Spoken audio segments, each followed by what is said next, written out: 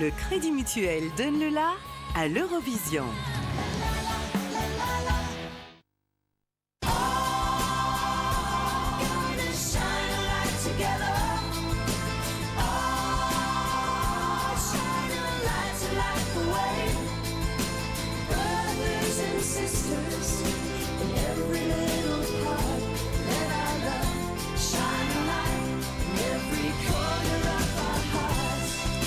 Bonsoir à tous et bienvenue pour cette grande soirée de l'Eurovision 2020. Dans quelques instants, nous allons vivre ensemble un moment historique puisque l'Eurovision cette année se réinvente avec le show que nous allons vous proposer ce soir. Europe Shine a Light, l'Europe fait briller une lumière, celle de l'espérance et de l'unité. Dans un court instant, les 41 pays, les 41 artistes qui auraient dû concourir cette année vont chanter à l'unisson et vous proposer un concert exceptionnel. Car oui, pour la première fois en 65 ans, l'Eurovision en tant que concours a dû être annulée. Mais la flamme de l'Eurovision brille toujours et nous allons vivre un vrai moment d'émotion. Je vous promets un spectacle hors du commun et pour être à la hauteur de l'événement, j'ai réuni autour de moi celles et ceux qui ont marqué l'Eurovision. Bilal, bonsoir Bilal, notre dernier représentant, c'était l'année dernière à Tel Aviv. Exactement. Merci, comment vous ressentez cette soirée ? Je suis très émue et surtout content de voir que la flamme de l'Eurovision est toujours là et brûle malgré le fait qu'il n'y a pas de concours. Évidemment, j'aurais préféré pouvoir être devant mon téléviseur et suivre le concours, mais c'est cool qu'on puisse vivre ça quand même. Et puis, avec nous également, Marie-Myriam, que l'on ne présente plus, puisqu'elle est la dernière Française à avoir gagné l'Eurovision il y a 43 ans. C'était en 1977. Merci Marie d'être avec nous. Avec plaisir Stéphane, bonsoir. Vous êtes avec nous parce que vous avez... Parce que j'ai envie de vous soutenir. S'il y a une année vraiment il faut soutenir, c'est cette année. Et comme Bilal, je suis heureuse qu'il y ait quand même une Eurovision, bien qu'elle soit spéciale. Et dans un instant, alors Natacha Saint-Pierre, pour qui l'Eurovision n'a aucun secret, puisqu'elle a commenté l'événement, mais elle a concouru aussi en représentant la France en 2001. Et puis la star internationale Nana Mouskouri, qui a participé à l'Eurovision. Toutes deux seront avec nous dans quelques instants. Et parce qu'eux aussi font partie de la grande famille de l'Eurovision, nous les retrouverons tout à l'heure. Je veux parler d'Olivier Mine, de Michel Drucker, Cyril Ferraud, Jean-Paul Gaultier, Dave, Madame Monsieur, Mireille Dumas ou encore Angoune. Mais avant de vous faire réagir, je vous propose de nous connecter tout de suite en exclusivité avec Tom Leb, l'ambassadeur de la France cette année. Bonsoir Tom. Hey, bonsoir Tom. Alors, bonsoir à tous. On imagine que le moment est un peu particulier pour vous parce qu'à l'heure où nous parlons, vous auriez dû être dans les coulisses de la scène de Rotterdam. Comment vous vous sentez ? Écoutez, c'est inédit à tel point que je suis en chaussettes là dans mon salon, donc c'est tout l'inverse que ça aurait dû être. Mais je suis content d'être là quand même, je suis content de célébrer l'Eurovision dans un état d'esprit sans compétition, sans jugement, sans division, sans classement. Voilà, on est là pour célébrer. Et c'est une bonne chose. Merci d'ailleurs de me recevoir.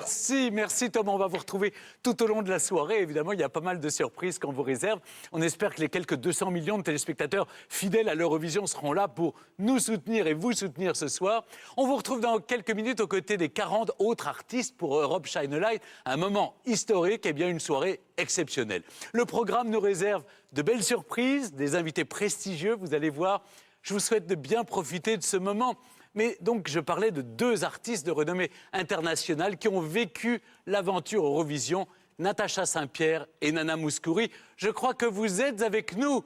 Bonsoir. Bonsoir. Oh, bonsoir Nana. Quelle joie de vous entendre. Ouais, bonsoir, merci beaucoup de m'avoir invité. Bonsoir Nana. Il y a Marie-Myriam et Bilal avec moi. C'est vrai que vous avez représenté vous avez concouru pour Luxembourg en 1963 avec À force de prier. C'était à Londres et cette année-là, Françoise Hardy représentait la principauté de Monaco. Vous gardez un bon souvenir de ce concours de 1963 ? Un merveilleux souvenir. Je crois que c'est un concours pour un jeune artiste.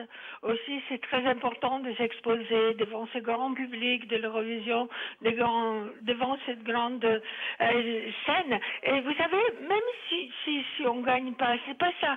C'est de se trouver avec tout ce monde et puis se présenter, donner un salut au public qui va décider finalement pour la vie que vous allez mener à l'avenir. Et moi, la seule chose que je regrette, évidemment, que j'ai pas gagné pour Luxembourg. Mais bon, enfin, vous avez fait une carrière. Mais c'était un grand honneur pour moi. Voilà, c'est ça. Et vous avez fait une carrière extraordinaire, 350 millions d'albums. Merci en tout cas, Nana, d'avoir été en ligne avec nous. On vous embrasse très fort. Je crois que vous avez 3 fans Oui, je vous autour de embrasse aussi. ce plateau. Mais J'embrasse tout le monde, vraiment. Et j'embrasse tout le monde. Merci, on vous embrasse. La France entière vous embrasse. J'aimerais qu'on parle à Natacha Saint-Pierre. Bonsoir, Natacha. Bonsoir. Merci d'être en ligne avec Bonsoir, nous. Natacha. Vous aussi, vous avez été des deux côtés. Alors, vous avez commenté l'Eurovision et vous y avez participé également. Tout à fait, 2 belles expériences avec des stress différents. Le stress de commenter que vous connaissez bien, Stéphane, qui est celui de vouloir faire passer à tout le monde une excellente soirée. Et le stress de chanter, qui est celui de vouloir passer une excellente soirée. Que Myriam connaît bien, et Bilal aussi. Mais 2 moments magnifiques. En fait, c'est un spectacle que j'adore. Bon, en tout cas, merci Natacha Saint-Pierre d'avoir été avec nous. Merci aussi à Nana Mouskouri. Alors ça y est, nous y sommes. Europe Shine Live va démarrer dans quelques instants. Vous êtes en direct pour suivre cet événement exceptionnel sur France 2 depuis les Pays-Bas. Nous allons vivre ensemble un concert inédit. La soirée promet d'être riche. Je vous le dis, c'est historique.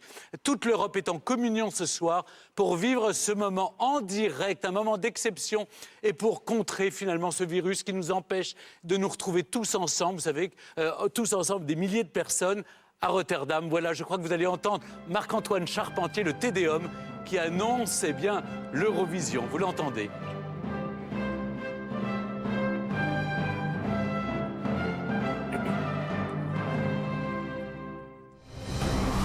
À Rotterdam, Rotterdam 2021, c'est ça l'annonce. Voilà. Donc on retourne. On ira donc à Rotterdam. On ira à Rotterdam. Parce qu'on n'y est pas, Stéphane. On n'est jamais parti, en fait, il faut bien le dire. Et j'en profite pour saluer tous les fans, encore une fois, parce que je sais qu'ils avaient pris une semaine de vacances, ils ont dépensé beaucoup d'argent pour réserver les hôtels, les transports, pour les demi-finales, les finales. Et tout cet argent, eh bien, évidemment, je crois qu'ils ont un avoir, c'est reporté l'année prochaine. Voilà, alors Europe Shine Light a brillé ce soir dans toute l'Europe. On a vibré tous ensemble pour revenir sur cette belle soirée organisée par nos voisins des Pays-Bas. Et bien, nous accueillons, dans un instant maintenant, le plus célèbre des Néerlandais en France. J'ai nommé Dave. Bonsoir, Dave. Ah. Ça va? Oui, Coucou, bonsoir, Dave. le chanteur. Cyril. Salut, Oui, Dave. tu sais que je regarde l'Eurovision depuis 1957, ce qui ne me rajeunit pas. Première année de l'Eurovision, 1957. Ah, Vous vous rendez waouh. compte? Oui. Alors, Dave, on le disait, on vient d'apprendre que l'année prochaine, ça sera toujours aux Pays-Bas, à Rotterdam. Pour vous, le néerlandais de cœur, enfin, vous êtes franco-néerlandais, ça vous touche évidemment ce qui s'est passé, cette édition un peu spéciale cette année? Ouais, c'est-à-dire que j'étais curieux comme tous les ans et j'ai entendu beaucoup de gens qui chantaient dans leur langue d'origine. Oui. Et ça m'a bien plu parce que j'aime pas que tout le monde chante en anglais. Et donc même un Italien qui chante en français, ça me va tout à fait bien. Je suis content d'avoir entendu des belles voix parce que c'est ça l'Eurovision. L'Eurovision, c'est un concours de chansons. Et donc, il ne faut jamais oublier ça. Et ce n'est pas un concours géopolitique. Non. Alors, nous avons Tom Leb qui est avec nous. Il est de nouveau avec nous. Et Tom, est-ce que vous êtes là? Absolument, Voilà, je alors- vous confirme. Bon, on a toujours Dave, on a Tom. Alors, je sais que c'était... Comment vous l'avez vécu, cette soirée? Il s'est fait chier. Non. J'espère Alors, comme je pas. pensais que vous posiez la question à Dave, j'ai eu un instant de flottement, mais si la question était pour moi, très belle, très très belle. Très bien. J'étais très heureux de voir tout le monde et très heureux aussi de découvrir les messages de chacun Oui. qui étaient positifs, bienveillants, plein d'amour, plein de belles choses. Donc je suis très très heureux de faire partie de cette soirée. Bon, je sais que, Dave, il faut que je vous dise, Tom Leb nous a préparé une petite surprise, n'est-ce pas, Tom? Vous avez préparé une Alors, surprise? C'est Oui, quoi? alors exactement, et juste en temps justement, parce que ma surprise elle est là, elle est humaine, je vous en prie, venez par ici mademoiselle. Alors certaines personnes connaissent peut-être cette femme qui est ici, hein. Voilà, cette femme, alors cette personne est Fanny Leb. Elle est folle de Dave. Connaissez-vous par exemple Fanny Leb? Ah, Fanny Leb, je comprenais, fan de Dave. Ah, non, pas pareil. Mais aussi, Si, peut-être, si. sûrement. Alors voilà, Fanny Leb qui est aussi Oui. chanteuse et puis, Oui. et puis qui elle aussi a une voix magnifique et qui aurait pu participer à l'Eurovision pour la Suisse. Eh ben, vous allez... Elle a décidé plutôt de soutenir son frère et de faire un cadeau avec moi ce soir. Donc, si vous le voulez bien, nous allons chanter ensemble. Est-ce que vous acceptez? Ah mais oui, chanter, bien sûr. Ça, c'est l'événement, c'était pas prévu. Et bien voilà, c'est du direct sur France 2, on crée l'événement. Allez-y, enfin Tom Leb qui chante. Ah, ok. La nuit, comme un écho, comme un reflet à tes mots. Dans mon cœur, je lis Un éternel récit de toi, de toi, de toi, de toi. You are the best in me. Au fond de moi, j'ai compris. You are. Et tout ce qu'on s'est jamais dit revient me hanter jour et nuit. You are the best in me. 12 points. Ouais. On est d'accord, il mérite 12 points, Bilal. On aurait tellement aimé Marie-Myriam. le voir, Tom, sur la scène, interpréter cette chanson. Ouais, c'était bien quand même. Et puis avec Fanny, c'est émouvant. Bravo Tom, bravo Fanny. Incroyable avec votre sœur. Mais c'est de l'amour que vous nous envoyez là.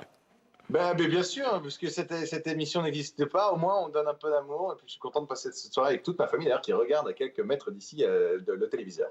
C'est vrai, il y a toute la famille vraiment? Il y a absolument tout le monde en complet. D'ailleurs, Elsa, viens voir. Attendez, c'est un moment très excitant. C'est un moment très excitant. Là, regardez, les 3 enfants Leb en direct à la télé. La triplette de Leb. On connaît aussi un monsieur qui s'appelle Michel Leb. Il n'est pas là. Attendez, quittez pas. Michel. Quittez pas, restez en ligne. Michel. Allez chercher papa. Mais, Michel Leb, oui. On fait apparaître... Ce qui est en train de se passer sur France Télé, mais ça n'arrivera plus jamais. On fait apparaître des gens. Voilà, regardez, attention, c'est maintenant. Oui. Michel, messieurs, dames, il est ici. Ça va, Michel, vous êtes fier Vous êtes fier Bravo pour cette émission, vous avez été formidable. Bon, merci. Vous êtes fier de Tom quand même et de Fanny. Mais oui, c'est le seul mec dont je suis fou amoureux. Et Fanny aussi, elle a formidablement bien chanté. C'était magnifique. Bon, qu'est-ce que vous avez envie de nous dire ce soir sur cette... C'est vrai que c'est singulier, Tom aurait dû être à Rotterdam, alors vous en profitez, vous l'avez avec vous, mais nous, on aurait préféré le voir à Rotterdam. Oui, bien sûr, mais bon, vous savez, ce qui compte, c'est tout ce que vous avez donné ce soir à ces 200 millions de téléspectateurs. C'est un très grand moment, complètement particulier, très original, unique, qui probablement ne se reproduira plus. On l'espère en tout cas. Et grâce à vous, grâce à France Télévisions, grâce à Tom, grâce à Fanny, et pour finir cette belle émission, grâce à vous, cher Stéphane Bern, on a passé une soirée magnifique. Bravo. Bon, merci à tous les trois. C'est très touchant. Et puis c'est vrai qu'on aurait tellement aimé voir Tom à Rotterdam. On pense à... Voilà, il ne le dit pas, mais j'imagine la part de frustration, voilà, qui est naturelle, qui est normale. Bien sûr, à Marie-Myriam. On cherche une chanson, on la travaille, on la répète, voilà, on pense à des tas de trucs et on va pour un but, c'est représenter quand même notre pays. Oui. Et puis pataplouf, quoi, tout est... Mais pas pataplouf, parce que justement, Marie-Myriam, on a découvert grâce à l'Eurovision que Tom Leb avait un talent incroyable. Oui. C'est vraiment... Et sa sœur aussi, Fanny Leb. Donc voilà, on a découvert, on connaissait... Oui. Mais voilà, c'est une belle famille. on va suivre. Voilà, on vous souhaite plein de bonnes choses pour la suite parce qu'il y a plein de bonnes choses qui vous attendent. Voilà. Merci beaucoup. Merci à tous les trois. Merci Elsa. Alors, ne bougez pas. Alors, on a plein de surprises à vous proposer. Hein, nous aussi. Ah oui. Ah bon, vous pouvez préparer des surprises des gens, là. Oui, il y a plein de gens qu'on va faire apparaître maintenant, vous avez vu. Il n'y a pas que Michel Leb qu'on fait apparaître chez ses enfants. Mais je vais d'abord remercier Bilal et Marie-Myriam. Merci beaucoup. Moi aussi, merci. Vraiment, dans mes rêves les plus fous, je n'aurais pas imaginé présenter ou commenter l'Eurovision avec vous un jour. Allez. Parce qu'on parle de vous chaque année. Moi, ça fait 6 ans, c'est ma 6e année. On parle de vous chaque année. Et enfin, je vous vois. Et puis, Bilal, c'était une joie, 2 années de suite.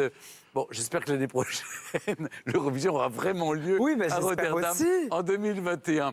Alors, pendant la performance de Tom Leb avec sa sœur Fanny, eh bien, 2 nouveaux invités nous ont rejoints. C'était votre camarade de jeu de l'époque, Cyril. C'était Mireille Dumas et Olivier Mine, en quelque sorte notre vétéran de l'Eurovision, parce que, eh oui, il a commenté cet événement dans les années 90. Venez tous, allez. Alors, oui, on ne se touche pas, on ne s'embrasse pas. Venez. Merci aux autres. Oui. Bisous Marie. Alors, il faut qu'on montre l'exemple. Hein. Et oui, tout à fait. Bonsoir. Alors, comment ça se passait? Vous êtes le vétéran. Bonsoir. Alors, comment ça se passait? Vous êtes le vétéran. Ah oui, c'est vrai? Mais oui. Ah, c'est possible. Oui. On connaît personne de vivant qui a présenté l'Eurovision avant vous. Ouais, mais il fait très jeune, donc... T'as bien fait venir, Olivier. Alors, comment ça se passait à votre époque? En noir et blanc. Et vous savez quoi? Il n'y avait pas Internet, c'est vrai. Oui. J'étais seul dans ma cabine, c'est vrai. Ouais.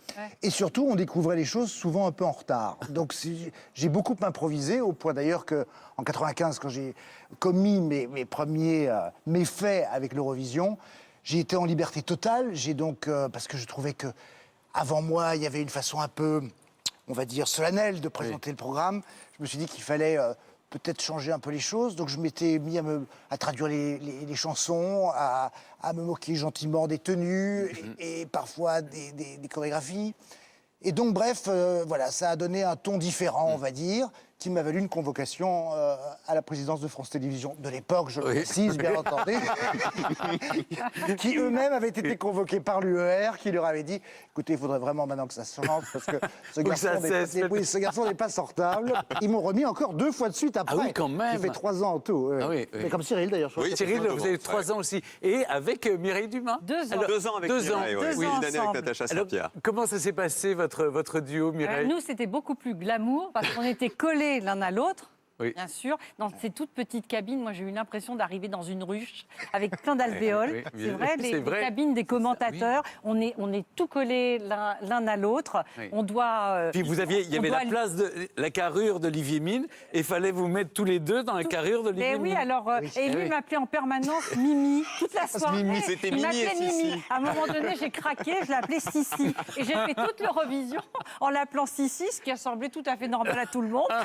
Ce qui a mis en top tweet le hashtag Mimi et Sissi Et le Sissi, soir toute pour la commenter. soirée, c'était formidable. Ça, je Mais veux dire au fond, qu'est-ce qui caractérise le plus l'Eurovision, au fond? C'est cette fête de la musique européenne, pour vous? Et c'est le sourire aussi et Oui. la bonne humeur. Il y a un truc qu'on n'a jamais raconté, Mireille et moi, que je vais vous dire ce soir. C'est que Ouais, quand non, on est non. arrivé à Bakou, en Azerbaïdjan, il faisait 40 degrés dans cette cabine toute petite.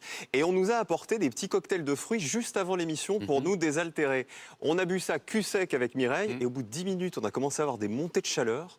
Et on s'est dit, il n'y avait pas que des fruits. Et en fait, c'était un cocktail alcoolisé. Ah et donc, non. on a fait le début d'Eurovision en étant un peu en ouais. forme, quoi. Et moi, Voilà. il y avait un pari. Je me souviens que c'était au moment des présidentielles. Il y avait le slogan d'un des présidents, enfin des futurs présidents.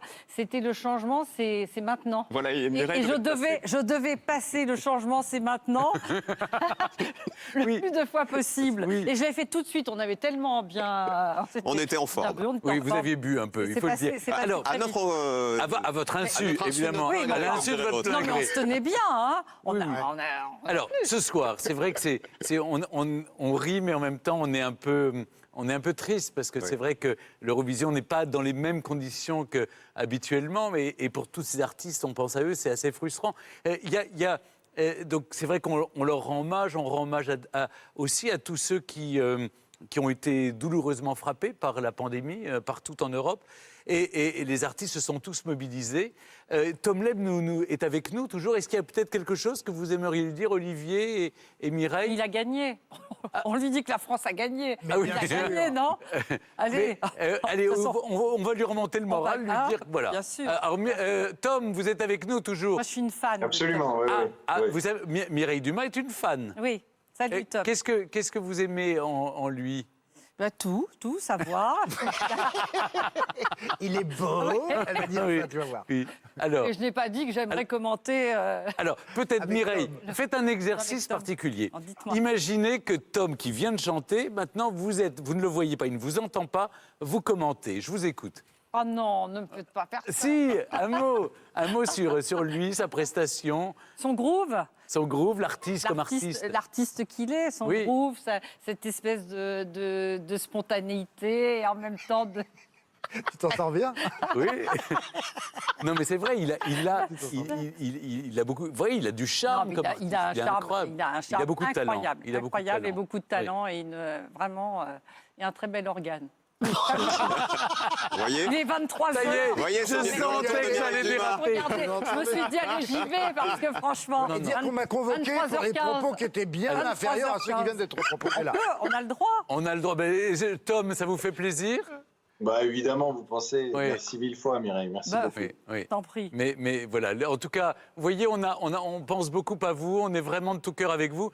Et vous avez, écoutez, je vous ai suivi toute cette préparation avec Alexandra Red, qui est la chef de la délégation française, et vous avez, Ouais. et Fred Valenca, que vous avez formidablement bien joué le jeu et porté les couleurs de la France, même si pour la finale, ce soir, Ouais. c'était un peu confiné chez vous. Ouais, mais dans notre cœur, il a Mais dans gagné. notre cœur, vous Il a avez gagné, voilà. Et puis 100 Merci, millions. merci. pour Et le- j'en profite, vu que vous voulez citer Stéphane, j'en profite justement pour remercier toute l'équipe de France Télé, Alexandra, Franck, Héloïse, qui ont cru en moi et qui se sont battus pour que je puisse obtenir la place de représentant de la France à l'Eurovision. Donc franchement, très sincèrement, j'oublierai jamais cette soirée. Donc absolument tout ce qui s'est passé depuis la décision, j'oublierai absolument rien.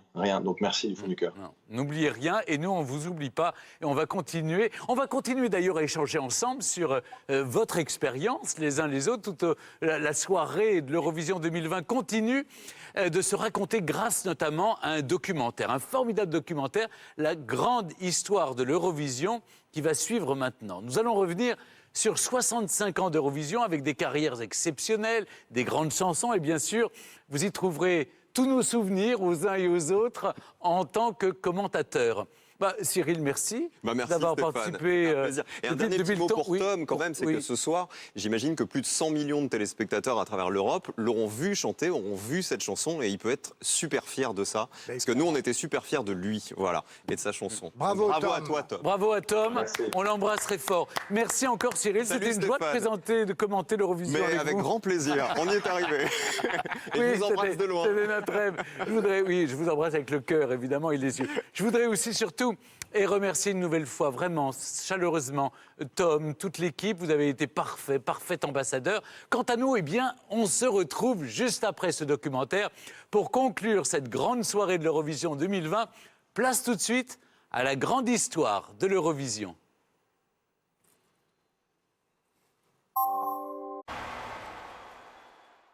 Nous sommes toujours là avec vous pour clôturer cette grande soirée de l'Eurovision 2020. Alors Dave, vous avez pu voir dans le documentaire, merci Dave d'être resté avec nous, on a pu voir que l'Eurovision vous suit depuis votre tendre enfance, que vous la regardiez déjà dans un bar alors que vous n'étiez qu'enfant. C'est vrai cette histoire? Oui, tout à fait. J'avais 13 ans ou 14 ans, 57, oui, je sais pas, avant mai, j'avais peut-être juste 14 ans. Et c'est vrai qu'à l'époque, mon père, qui était prof, trouvait ça pas bien d'avoir la télé à la maison, mais j'avais le droit une fois par semaine d'aller au café, dans le village. Et donc, j'ai vu gagner la Hollande quand même plusieurs fois, etc.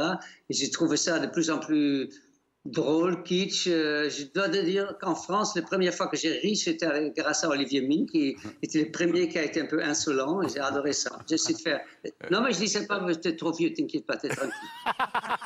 Mais alors, Dave, quel est votre meilleur souvenir en tant que commentateur, puisque vous l'avez présenté avec Marc-Olivier Fogiel?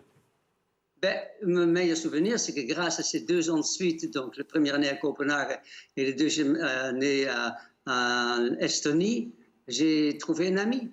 C'est ça le meilleur souvenir. J'étais devenu vraiment, quand je dis ami, je veux dire ami et pas copain ou collègue de bureau. Ami.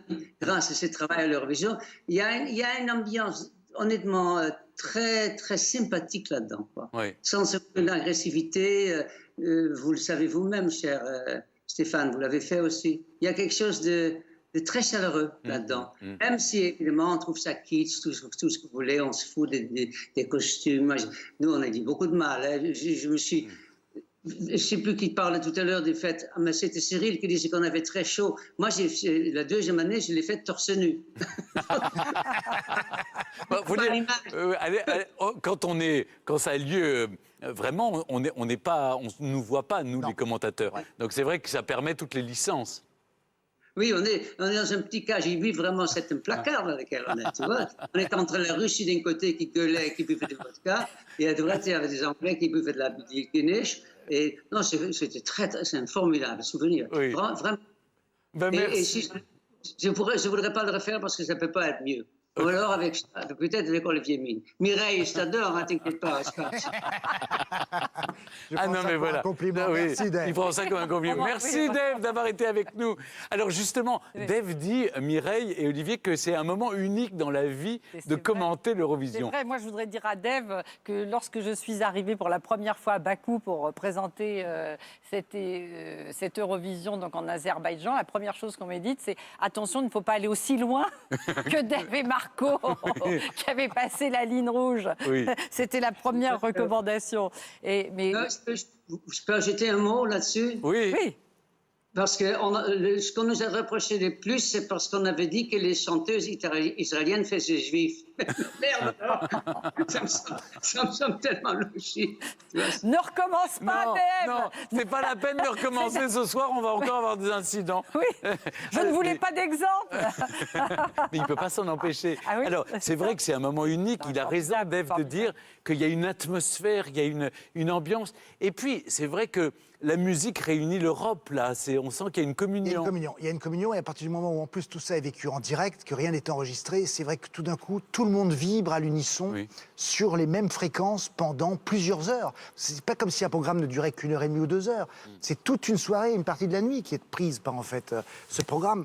Et c'est vrai que d'être tout d'un coup en contact ainsi avec un continent entier, ça donne l'impression, et alors surtout quand on est gamin comme je l'étais quand j'ai commencé, j'avais 25 ans, d'un coup on se trouve, 25 ou 28 ans, on était complètement porté par ce truc-là. Et puis ça ramène aussi aux souvenirs de l'enfance, forcément.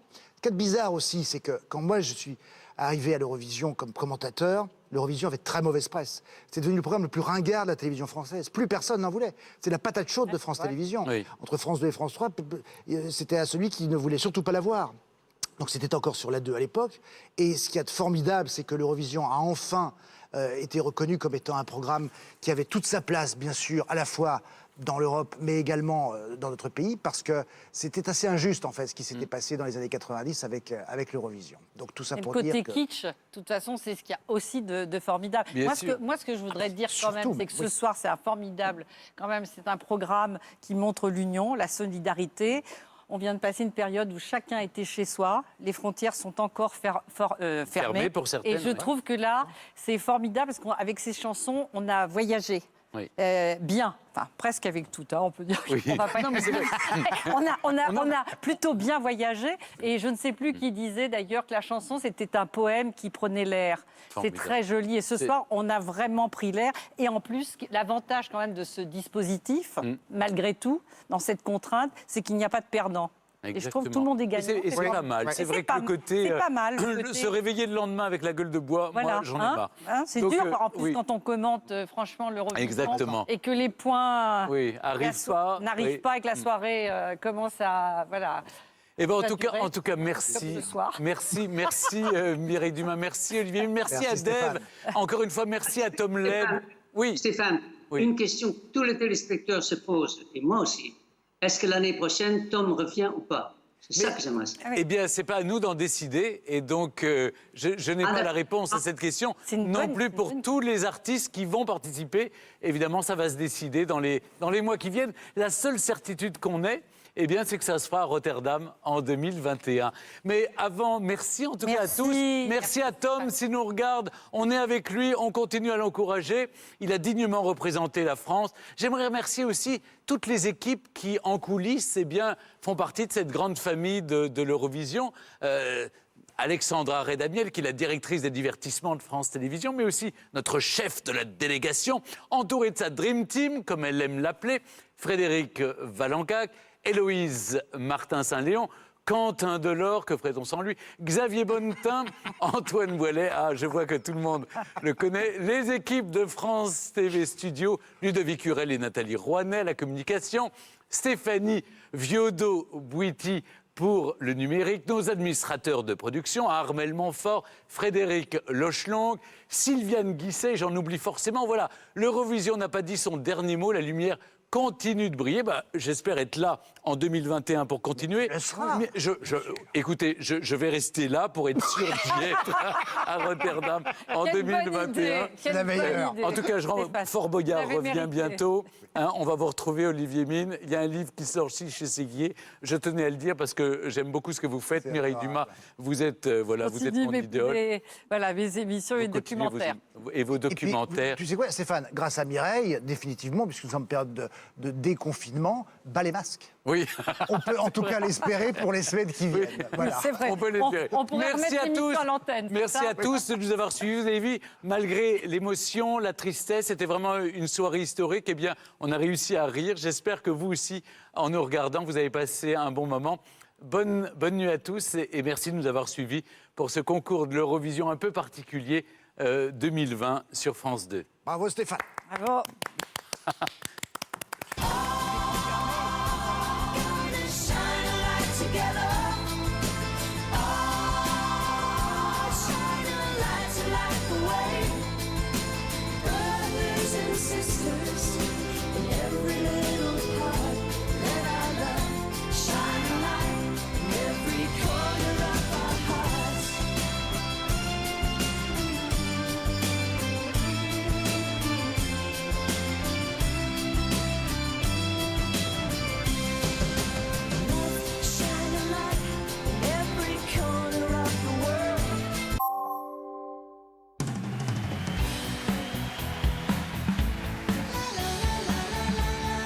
Le Crédit Mutuel donne le la à l'Eurovision.